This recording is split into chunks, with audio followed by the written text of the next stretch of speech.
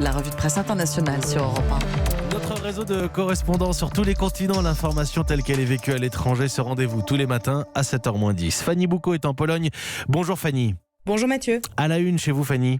En une de tous les journaux ce matin, la marche pour l'indépendance organisée hier pour la 10e année consécutive par les nationalistes polonais. Sur les photos des grands quotidiens, marée de drapeaux rouges et blancs, fumigènes et slogans anti-immigration et anti-Europe. Le journal modéré Rzeczpospolita laisse aussi la place à des éditos plutôt contre l'événement.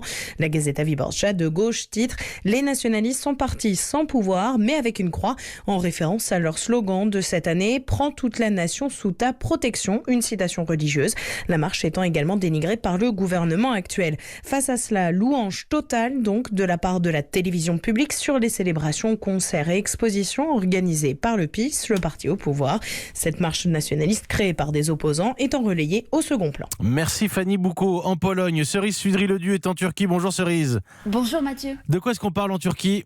C'est la mort suspecte d'un espion anglais qui fait la une de tous les journaux turcs. Car si, à l'international, la presse a pris des gants pour parler du Britannique James le Messourier, dont le corps a été retrouvé au pied d'un immeuble d'Istanbul, la presse turque ne s'est pas embarrassée de telles précautions et sous la plume des journalistes locaux, l'affaire a tout du roman d'espionnage. Après tout, la Russie avait déjà accusé l'homme d'être à la solde du MI6, les services secrets anglais. Alors l'expression « agent anglais » est reprise en chœur par tous les médias qui s'interrogent. Était-ce un suicide, un accident ou bien un meurtre ? Et les plus inventifs sont les télévisions qui s'en sont données à cœur joie entre musique d'espionnage et plans floutés. L'une d'elles a même ouvert son reportage avec des images de James Bond. Cerise Sudry-Ledu en Turquie pour Europe 1. Nous partons pour la Chine à présent avec Sébastien Le Belzic. Bonjour Sébastien. Bonjour Mathieu. Qu'est-ce qui fait la une à Pékin ?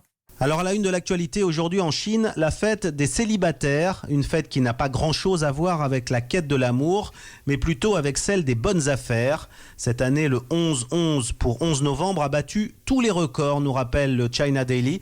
Plus de 500 millions de Chinois ont fait des achats sur Internet en 24 heures, avec, écoutez bien, 1 milliard de dollars encaissés sur les premières 68 secondes.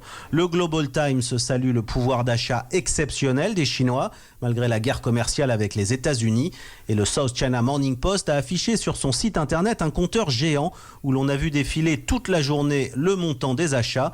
Le quotidien de Hong Kong qui rappelle que la Chine est le plus important pays au monde pour le commerce en ligne. Merci Sébastien Le Belzic. Voilà, nous étions ce matin en Chine, en Turquie, en Pologne. C'est votre revue de presse internationale tous les matins à 7h-10 sur Europe 1.